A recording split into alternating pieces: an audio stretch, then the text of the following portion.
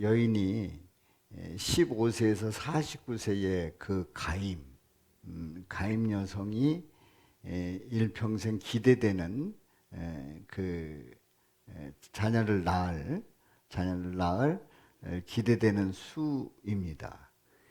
더 쉽게 얘기하면 결혼해서 한 명을 낳으면 모두가 다 한 명씩 낳으면 결혼한 가정이 모두가 한 명씩이라도 낳으면 이 출산율은 1이 되는 겁니다.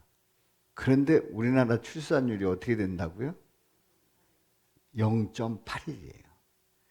이제는 결혼한다고 해서 한 명이라도 한 명도 낳지 않는 국가가 됐다는 거예요. 심각하지 않아요? 결혼한 가정이 한 명도 안 낳는다는 거예요. 요전에 충격적인 얘기 들었어요. 결혼하기 전에 변호사 앞에서 서약서를 서로 계약한 것을 변호사 앞에서 합법적으로 공증받는 그런 신혼부부가 있었대요. 뭐 하기로요? 자녀 안 낳기로. 그러고 결혼을 했다는 거예요. 결혼을 약속을 하고 결혼식을 준비했다는 거죠. 저는 그 얘기 듣고요, 굉장히 충격적이었어요. 그러면서 반려견을 키운다든가 뭐 이런 식으로. 애도 많잖아요. 반려견 키우면서 한 해, 두 해, 세 해 뭐 이러면서. 여러분들 결혼해서 한 명도 안 낳는다는 거예요. 아주 충격적인 통계가 나왔습니다. 그런데요, 국가가 이제 그 사회가 유지되려고 하면 몇 명을 낳아야 되느냐? 2.1명을 낳아야 유지가 된대요. 결혼해서 가정당 2명 이상을 낳아야 유지가 된다는 거예요.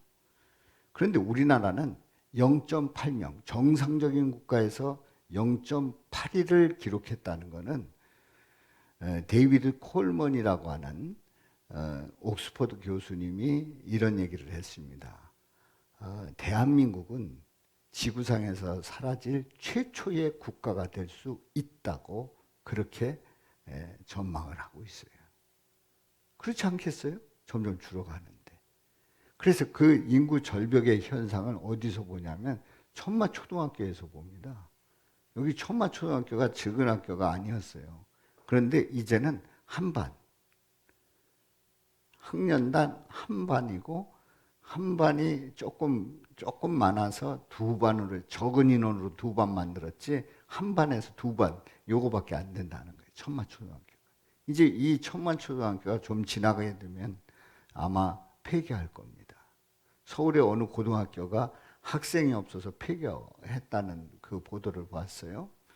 대학이 벚꽃 피는 순서대로 폐교하고 있다는 거예요. 벚꽃 피는 순서대로. 저 남쪽에 서울에서 멀리 떨어진 지방 학교들이 폐교하기 시작했다는 거예요. 다른 이유가 아닙니다. 바로 인구 절벽이라고 하는 이유지요.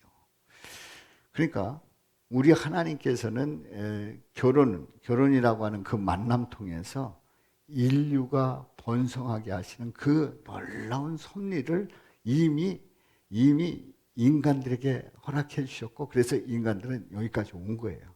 근데 우리는 그렇지 않다는 그 인구 절벽을 만났습니다. 자, 이런 가운데 결혼이라고 하는 이 만남을 어떻게 생각하는지요. 그리고 우리 하나님께서는 인구 절벽 앞에서 우리에게 무엇을 원하실까요? 오늘 이 말씀을 보면서 우리가 함께 고민해 봅니다. 오늘 이 본문 말씀은 이런 말씀이에요. 아브라함이 나이가 들었습니다. 아브라함은 믿음의 조상 아닙니까? 하나님께서 선택한 아주 귀한 아브라함이죠.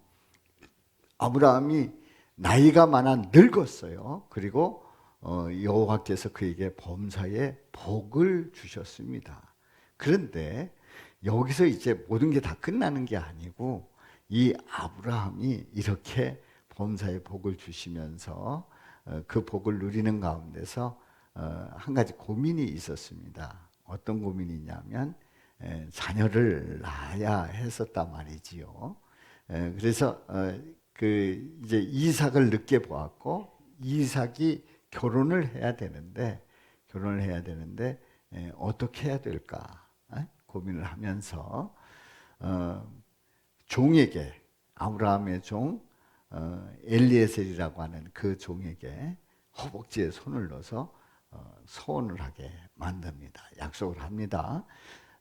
이 아들의 아내를 그러니까 며느리를 구하는데 가나안 여자들에게서 구하지 말고 가나안 땅에서 구하지 말고 내 고향 내 족속에게로 가서 아들 이삭을 위해서 아내를 택해 달라고 하는 그런 부탁을 합니다. 신실한 누구보다도 아브라함을 잘 아는 이 종에게 아내를 맞이할 수 있도록 그렇게 부탁을 한 거지요. 그래서 이제 그 뒤에 나오는 본문이 오늘 이 본문 말씀이에요. 그래서 오늘 이 본문 말씀을 보면서 세 가지 질문을 던져 봅니다. 첫 번째 질문은 종 엘리에셀과 소녀 리브가의 만남은 어떻게 이루어졌는지 살펴보도록 하고요. 두 번째로 종이 아브라함의 하나님을 찬송하는 이유가 뭘까요? 아브라함의 하나님을 찬송하고 있어요. 그 이유가 뭘까요? 세 번째로 종과 함께 온 리브가를 이삭이 맞이합니다. 그래서 아내로 삼아요. 아내로 삼는 것은 어떤 의미가 있을까요? 이 세 가지 질문을 던져보면서 함께 은혜를 나누고자 합니다. 하나님께서 그 천지를 창조하시고 아담을 창조하시고 그리고 독초하는 것이 좋지 못하다 하여 하와를 갈비뼈를 취해서 지으십니다. 그래서 부부가 되게 하십니다. 그래서 부부가 만났을 때 우리 하나님은 엄청난 축복을 해주셨어요. 생육하고 번성하고 땅에 충만하고 그리고 정복하고 다스리라고 하는 그 특권을 주시고 그 모든 것을 누릴 수 있는 그 은혜를 입었습니다. 이제 아담은 혼자가 아니에요. 둘이에요. 둘을 통해서 이 땅에 충만한 그런 고난을 부여받았지요. 그런데 인간들은 거기에 기뻐하고 감사해야 되는데 어떤 생각을 하냐면 그 하나님처럼 되고자 하는 그 교만한 마음을 갖게 됩니다. 결국 죄를 짓고 타락합니다. 타락한 인간은 죄를 짓고 그 죄가 이제 자녀를 낳으면서 유전죄가 되고 하는 그런 그 과정 속에서 타락한 인간의 속성이 뭐냐 하면 하나님께서 원하시는 뜻보다는 내 마음대로 살고자 하는 그 생각이 굉장히 커요. 하나님께서 원하시는 뜻이 중요한 게 아니라 뭐가 중요하다고요? 내 뜻대로 사는 게 중요한 거예요. 이것이 이제 타락한 인간의 가장 심각한 문제지요. 자, 첫 번째 질문을 봅니다. 첫 번째 질문. 이제 종 엘리에셀, 이 엘리에셀이라고 하는 종과 소녀 리브가가 만나는데 어떻게 만남이 이루어졌는가를 보도록 하겠어요. 오늘 이 말씀에 보면은 종이 이제 소녀 그 만나기를 원할 때에 기도부터 합니다. 엘리에셀이 기도를 합니다. 뭐라고 기도하는지 보십시오. 자, 우리 다 같이 읽습니다. 시작.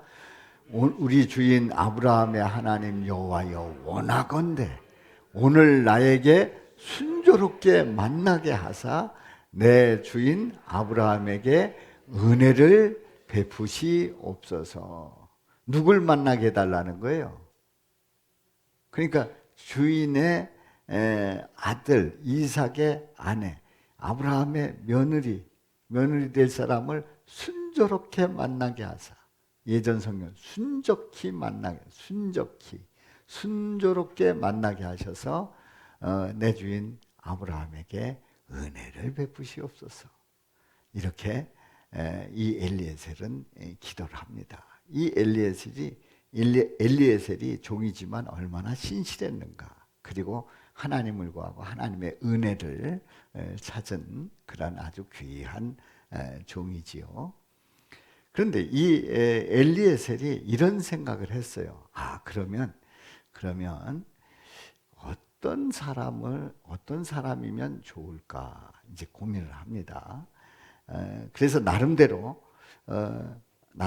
주인의 그 아들 이삭의 아내 상을 나름대로 그려봅니다. 어떤 사람이냐면 이 사람은 친절한 사람이었으면 좋겠다. 그래서 물을 달라고 하면 물을 줄 수 있는, 사실 그 상황에서는, 그 지역에서는, 그 시대적인 상황에서는 아무 남자에게나 물을 퍼서 이렇게 마시게 할 수 있는 그런 상황이 아닙니다. 그리고 그 유목 생활을 하면서 또 정착을 하고 하는 그런 가운데 떠돌아다니는 그러한 사람들, 지나가는 그 나그네를 여인이 쉽게 만난다는 게 그렇게 어렵거든요. 이제 그런데 그럼에도 불구하고 친절한 사람이면 좋겠다. 그리고 그것뿐만 아니라 이 여인은 친절한 가운데서 가문을 이어가는 여인이어야 한다는 전제를 달고 있습니다. 왜냐하면 이 아브라함이 그 여인을 택했을 때에 그 여인이 돌아오지 않으면 어떻게 하느냐? 안 된다는 거예요. 그리고 친족에게로, 그러니까 아브라함의 친척에게로 가서 찾는 거예요. 그러니까 쉽게 얘기해서 이겁니다. 하나님의 믿음을 가진 그 믿음의 여인이어야 된다는 거지요. 기본적으로.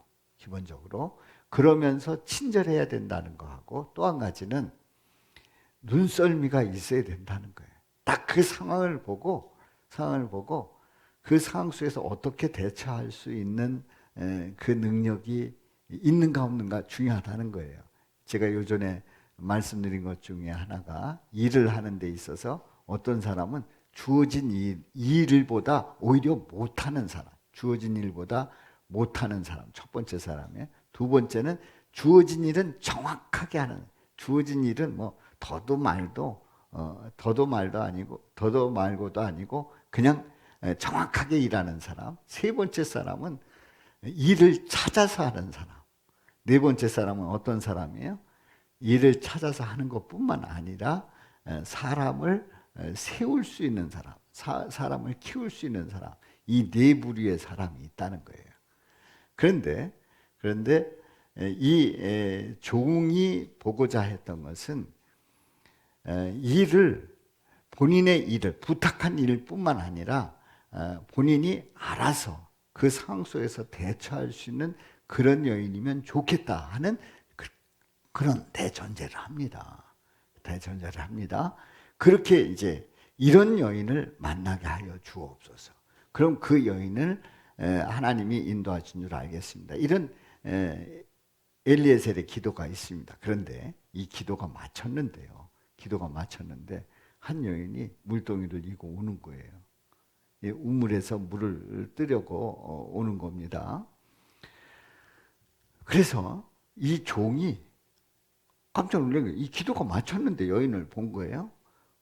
청하건대 내 물동이의 물을 내게 조금 마시게 하라. 나로 하여금 마시게 해달라. 그렇게 부탁을 하는 거예요. 그랬더니 이 여인이 내 주여 마시소서. 아니, 물을 떠오고 있는데 그 떠온 그 물을 마시라고 하는 거예요. 그리고 거기서 끝난 게 아닙니다. 그게 끝난 게 아니고 당신의 낙타를 위해서도 물을 길어 그것들도 배불리 마시게 하리이다. 물만 떠들인 게 아니라 이제 타고 온 그 낙타가 얼마나 그 목이 마르겠어요. 낙타는 물을 많이 마시지 않습니까? 뭐 한 대접 정도가 아니라 물동이로 몇 개 마셔야 되는, 그야말로 낙타의 그 물 물이 그 물주머니가 있지 않습니까? 거기 다 채워야 되는 거예요. 거기도 마시게 하겠다는 거예요. 깜짝 놀란 거죠. 깜짝 놀란 거예요.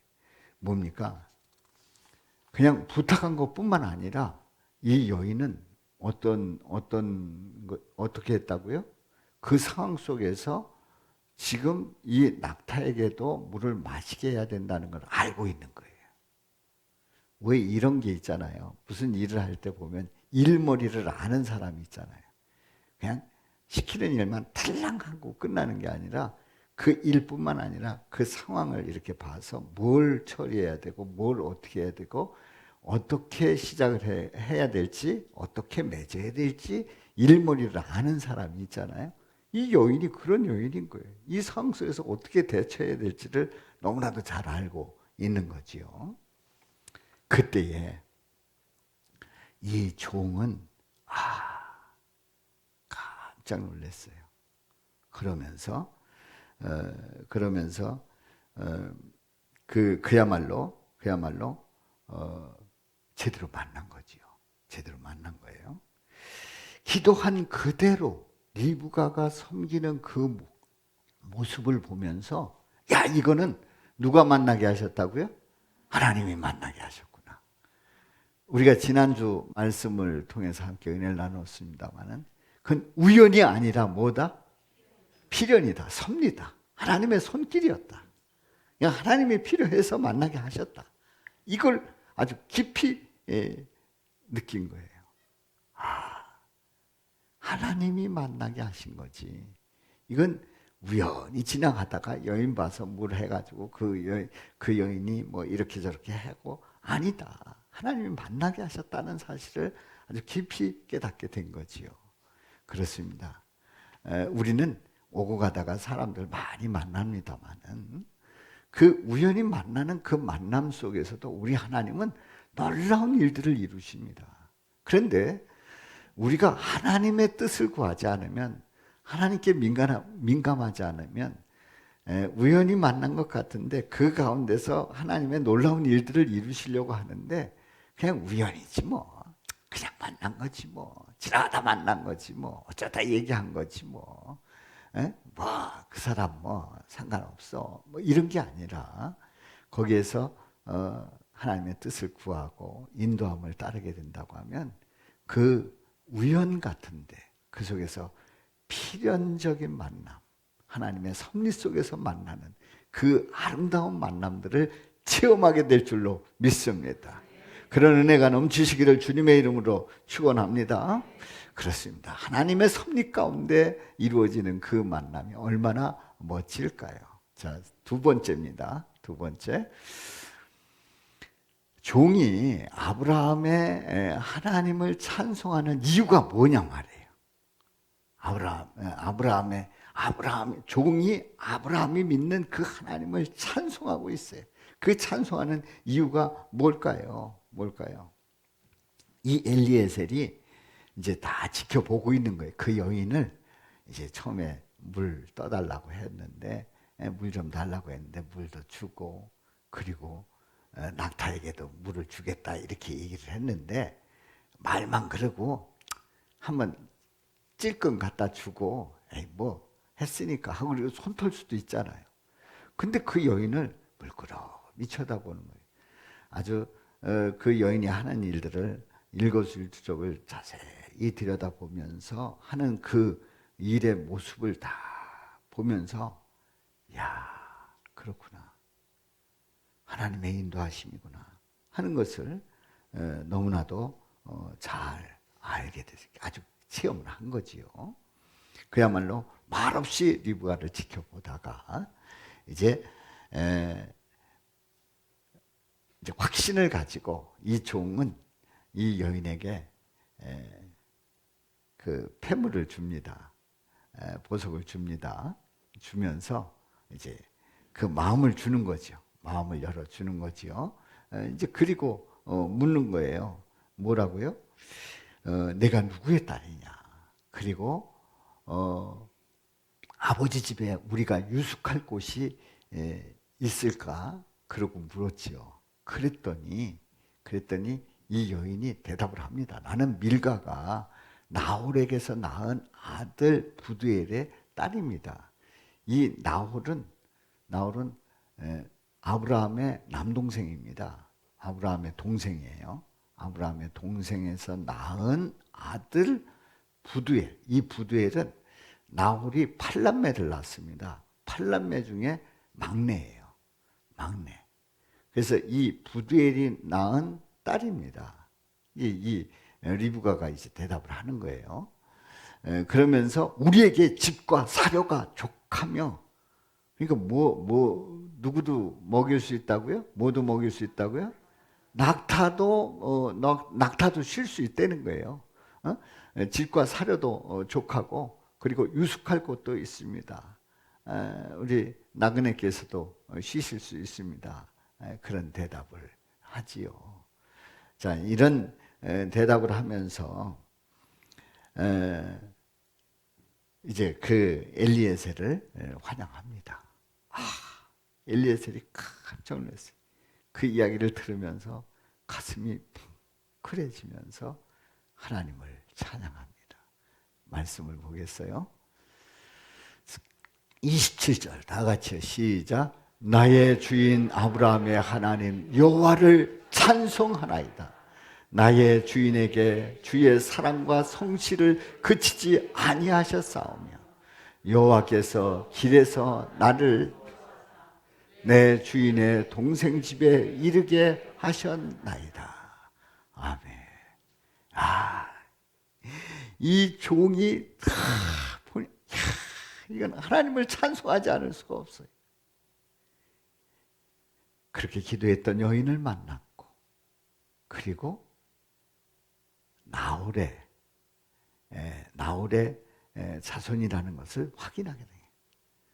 기도했던 대로 그대로 응답이 된 거예요. 그러니 하나님을 찬송하지 않을 수가 없었죠. 그리고 나의 주인에게 주의 사랑과 성실을 그치지 아니하셨사오며, 우리 주님께서 사랑을 베풀어 주셨고 그 모든 일을 하나부터 열까지 빠짐없이 다 이루게 하시고, 여호와께서 나를 인도하셔서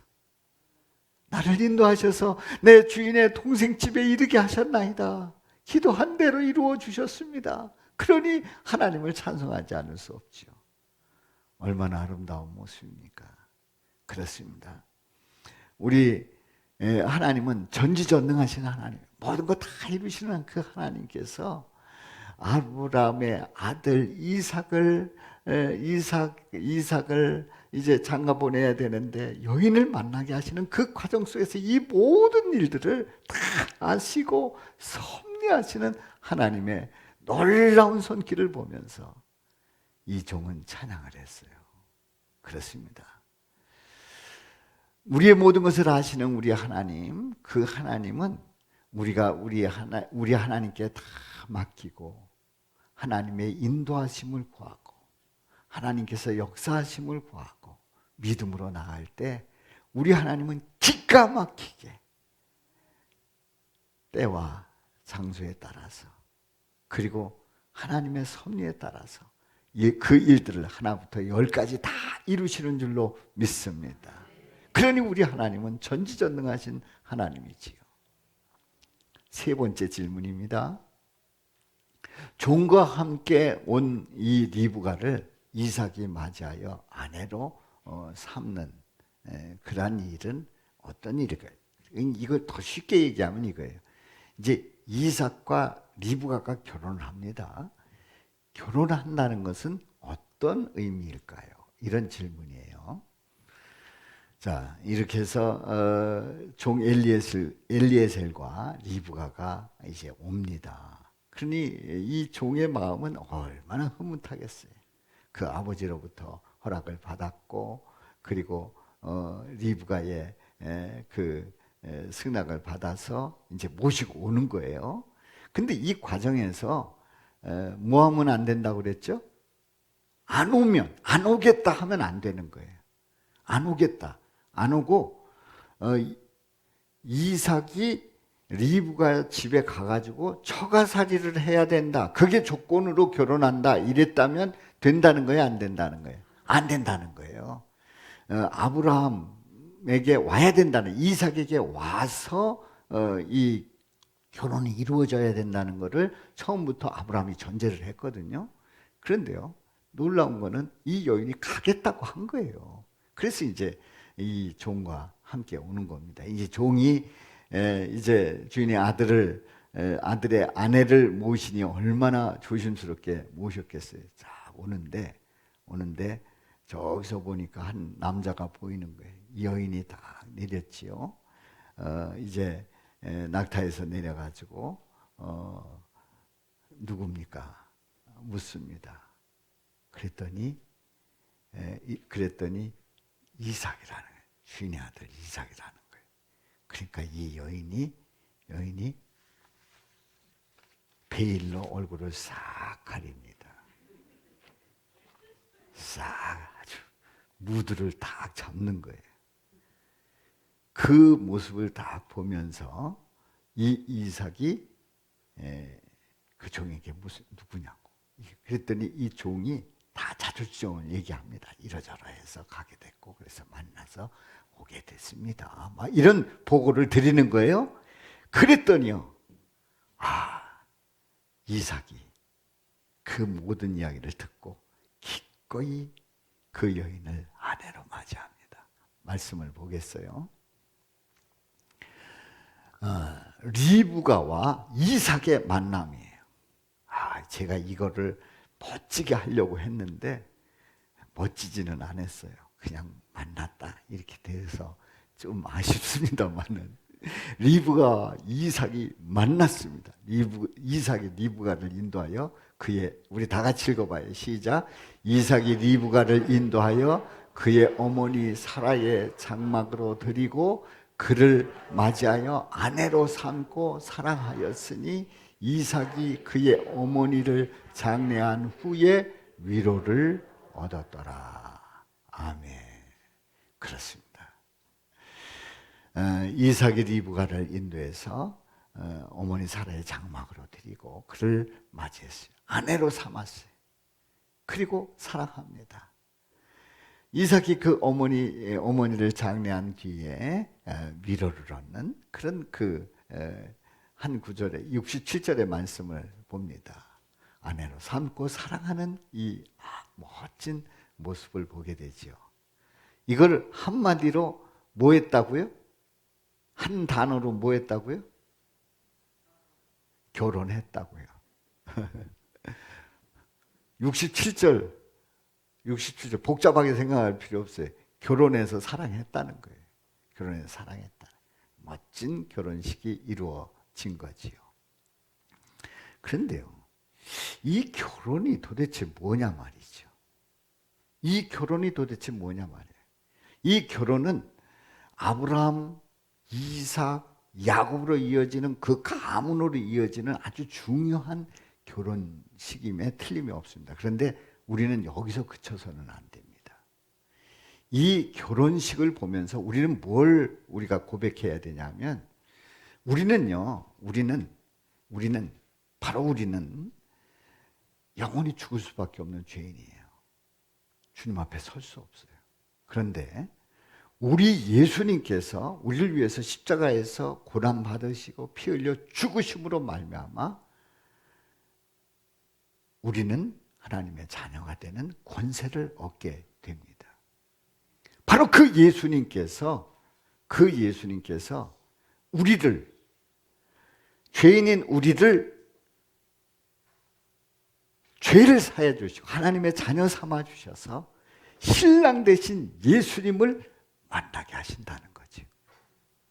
신랑 되신 예수님께서 우리를 아내로 맞이해 주시고 사랑하는 그 놀라운 은혜가 우리 믿음 생활 속에 믿음의 고백이 되어야 합니다. 다시 얘기해서 이삭과 리브가의 결혼 속에서 우리는 뭘 고백하냐면 바로 신랑 되신 예수님과 우리는 영원한 나라에서 영원한 혼례를 이루는 놀라운 그 결혼식을 미리 본다는 사실이죠.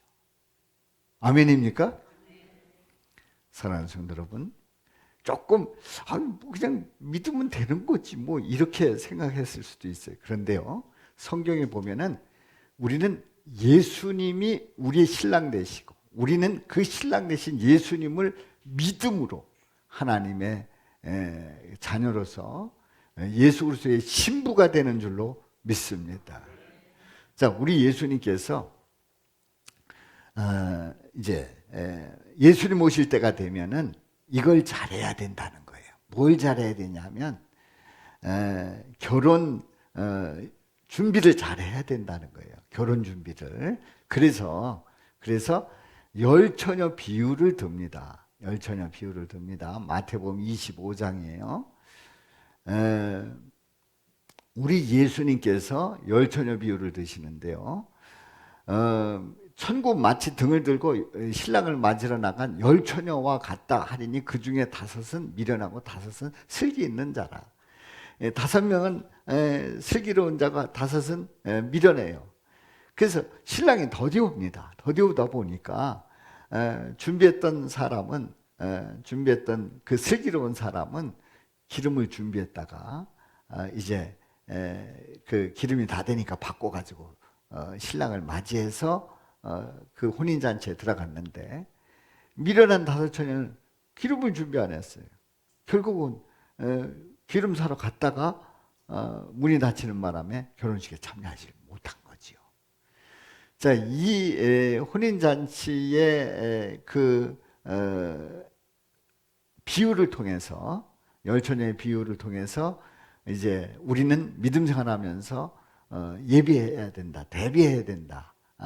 그리고 성령으로 늘 충만해야 된다. 그래야 예수님 맞이할 수 있다라고 하는 그런 귀한 교훈을 얻습니다. 그런데요, 이 비유를 통해서 여기 신랑은 복수예요, 단수예요? 단수예요. 열처녀면 10명의 신랑이 기다리고 있었던 거 아니에요. 신랑 한 사람이었어요. 신랑은 한 사람이고 그리고 신부는 열처녀였어요. 다시 얘기해서 이 비유를 통해서 우리는 신랑 되신 예수님, 신랑 되신 한 분이신 예수님, 그 예수님을 우리가 신부로 혼인잔치에 참여하는 그 놀라운 예식이 우리에게 준비된 줄로 믿습니다. 아멘입니까? 우리는 이 개념을 분명히 가져야 됩니다. 그래서 이 땅의 결혼식은, 리브가 이삭의 결혼식은 앞으로 예수님과 신랑 되신 예수님과 결혼하는 그 혼인 예식의 그림자라고 하는 사실이죠. 그거를 미리 보여주고 있다는 사실입니다.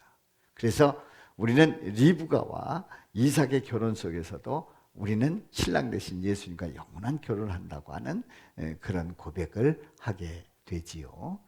그래서 여기서 이제 결혼의 만남이 뭐냐 말이죠. 이 만남이 뭐냐 말이에요. 만남은 바로 은혜입니다. 만남은 뭘로 만나는 거라, 뭘로 만난다고요? 은혜로 만남은 은혜입니다. 우리의 만남은 예수님의 인도하심 따라 은혜로 이루어지는 놀라운 일들을 성취하게 될 줄로 믿습니다. 우연인 것 같은데 필연이고 그 속에서 놀라운 일들을 전개해 주신다는 얘기지요. 만약에 우리의 그 만남이 우연으로만 끝난다라고 하면 그 다음에 놀라운 일들은 없는 거예요. 그리고 우리가 신랑 되신 예수님을 만난다고 하는 그 기대는 할 수 없는 거예요.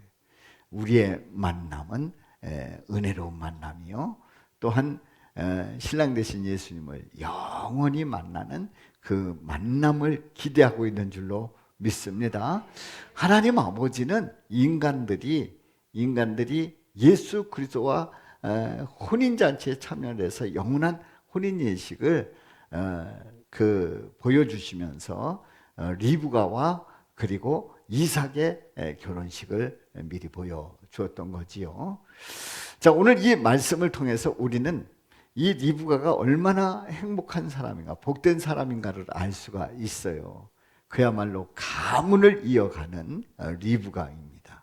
그리고 이 리브가는 그야말로 기도한 그대로 믿음이 있었고 그리고 친절했고 그리고 일머리를 아는 그 성품도 잘 갖춰진 그 리브가의 모습을 보는데요.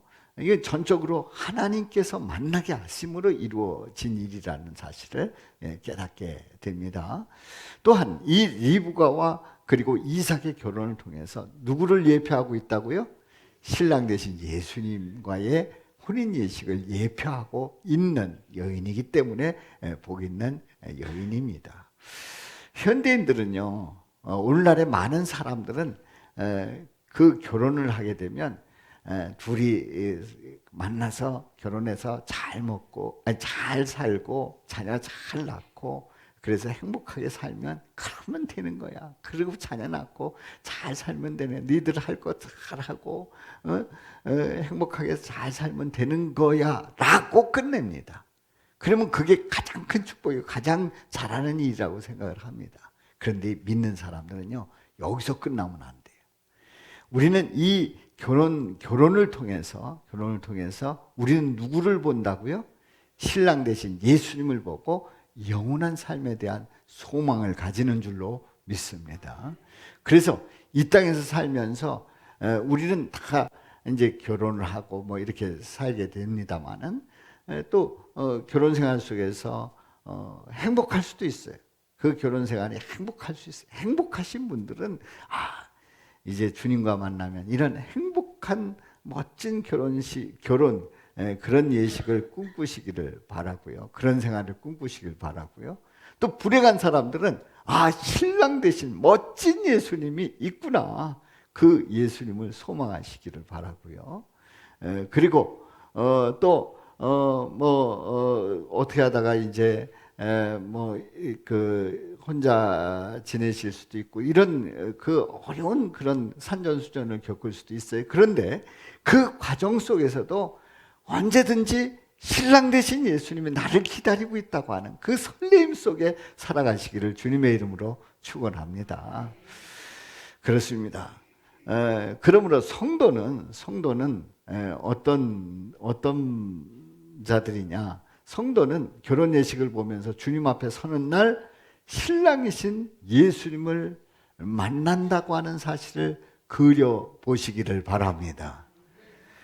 혹시 난 남자니까 그럼 남자는 또 뭐지? 신랑의 친구인가? 막 이렇게 생각할지 몰라요.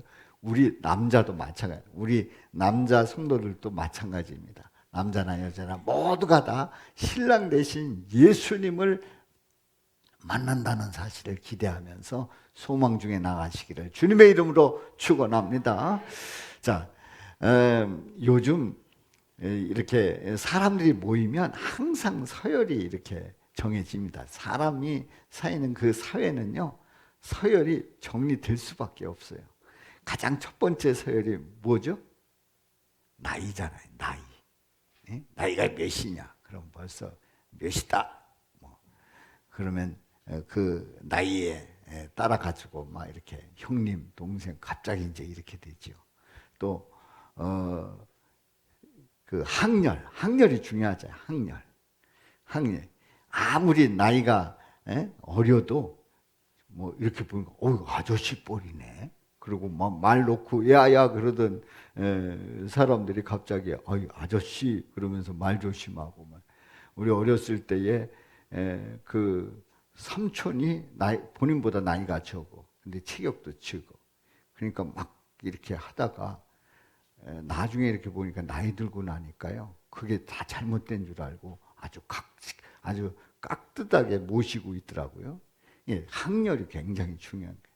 또 학교 선후배 얼마나 중요해요. 몇 회 졸업생 이거 얼마나 또 군대의 기수 몇 기 해병 몇 기 무슨 특전사 몇 기 그 기수 굉장히 중요합니다. 그런데 우리 또래에 새로운 개념의 서열이 있더라고요.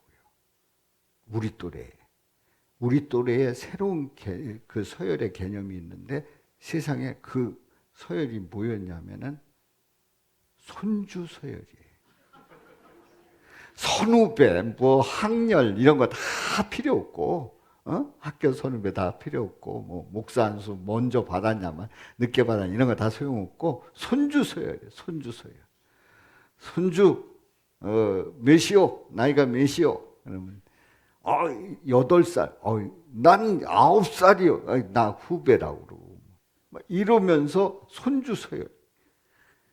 저는 어떻게 했어요? 아예 저는 끼지도 못해요. 끼지. 저는 예외 딱 이렇게. 그런데요, 저도 기대하게 생겼어요.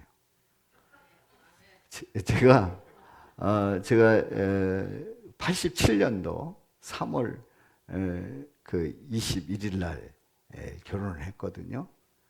그랬는데 결혼하고 뭐 살아오면서 뭐 여러분들 다 아시는 내용입니다만 3남매를 낳고 이제 살아오다가 저도 그 서열에 끼일 것 같은 느낌이 드는 거예요. 왜냐하면 2022년 9월 24일 날 우리 큰애가 결혼하게 됐어요. 아유, 고맙습니다.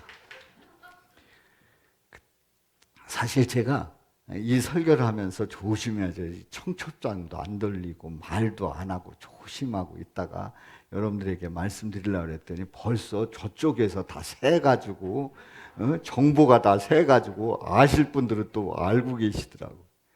그래서 저한테 묻는 거예요. 뭐 좋은 소식이 있다면서. 난 모르는데. 그러고 시침이 뗐는데 이미 뭐 아실 분들은 많이 알고 계셔요. 근데 우리 아이가 이제 이렇게 저렇게 해서 대학 졸업하고 또 뭐 교사 되고 또 대학원 가고 하는 그런 뭐 이런 과정 속에서 건강하게 또 잘 성장했다는 게 감사한데 어느 날 만난다는 거예요. 근데 누구냐고 했더니 누구냐? 그것도 금년에서 알았어요. 금년에서 알았어요. 같이 엄마 뱃속에서 만났고 어렸을 때 저 교회 행사 때 만났고 또 고등학교 때는 한 반이었대요. 고등학교 때는 한 반이었대.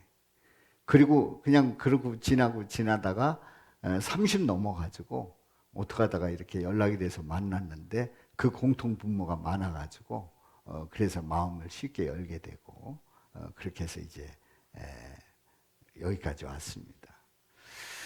이렇게 해서 이제 내년 3월에 결혼한다는 게 갑자기 당겨져가지고 그 감독님께서 빨리 당겨서 했으면 좋겠다고 이제 사역자고 해서 빨리 당겨서 했으면 좋겠다고 해서 9월 24일 날 결혼하게 된 거예요. 이런 이 과정 속에서 이 만남이 얼마나 중요한가 생각을 하면서 저도 이제 그 전부터 제가 딸을 결혼시킬 때에 걱정이 뭐냐, 얼마나 많이 울까. 제가 운다는 거에 대한 걱정을 많이 하시는 분들이 있더라고요. 그래가지고 제가 지금 다짐하고 나 안 우는 거를 본때를 보여드려야 되겠다. 이러면서 제가 그 이기는 방법 중에 하나가 사위가 내 가족이 된다는 게 그렇게 좋은 거예요. 듬직한 사위가 우리 가족이 된다는 게 그렇게 좋은 거예요. 그걸로 다 이겨나가려고 그러는데 자신은 못합니다만은 그래도 저는 밀고 나가려고 합니다. 그런데요, 제가 이 결혼을 준비하면서 그 과정을 보면서 바로 이 만남이 생각이 나더라고요. 이삭과 리브가의 만남이 생각이 나더라고요. 이삭과 리브가의 만남 속에서 이 결혼의 준비, 우리도 결혼해서 아이를 낳고 여기까지 하고 자녀를 결혼시키면서 만난다고 하는 이 결혼의 만남 속에서 예수님과 결혼한다고 하는 신랑 대신 예수님 만나는 그 만남이 이렇게 설레고 이렇게 기대가 될까 하는 그런 고백을 하게 됐어요. 사랑하는 성도 여러분, 이런 예수님에 대한 고백이 넘치시기를 주님의 이름으로 축원합니다. 그래서 왜 이 말씀을 또한 드리냐면 이 리브가가 자녀를 낳으면서 하늘의 별과 같은 자손이 많아진 거잖아요. 결혼해서 자녀를 낳고 그리고 번성할 때 이게 하나님께서 기뻐하는 뜻인 줄로 믿습니다. 아멘입니까? 그래서 우리나라의 인구 절벽이 닥쳐왔는데 0.81명이에요. 그런데 이걸 극복하는 방법은 단 한 가지다. 뭐 여러 가지가 있다고 합니다만 저는 분명하게 말씀드립니다. 결혼한 가정이 유지선 2명 낳는 게 아니라 그거보다 뭐 몇 배 더 낳으면 좋겠습니다만 그건 아니고 3명은 낳아야 된다. 3명. 벌써 아멘한 장로님은 왜 아멘하는지를 여러분들은 아실 겁니다. 3명은 낳아야 하나님의 뜻을 이루고 하나님의 그 번성의 역사를 이루어갈 줄로 믿습니다. 대한민국을 지키는 가장 중요한 방법 중에 하나가 자녀 셋 낳는 거예요. 그러면 이미 나는 어른이 됐다, 나는 틀렸다, 이런 분들은 자녀들에게 격려하시기를 바랍니다. 후손들에게 격려하시기 바랍니다. 자녀 낳는 것이 얼마나 복된 일이고 행복한 일인가. 우리도요, 2 낳았으면 큰일 날 뻔했어요. 3 낳으니까 얼마나 좋은지 몰라요. 우리 주님이 키워주시고 주님이 축복해 주시는데 그 은혜를 정말 많이 느끼고 있단 말이지요. 그래서 오늘 우리 아기가 나와가지고 함께 기뻐하고 축하하고 우리 장하린이가 나왔는데 이 장하린이의 동생이 몇 명이라고요? 2명은 돼가지고 3남매가 되면 그 가정은 더욱 행복하리라.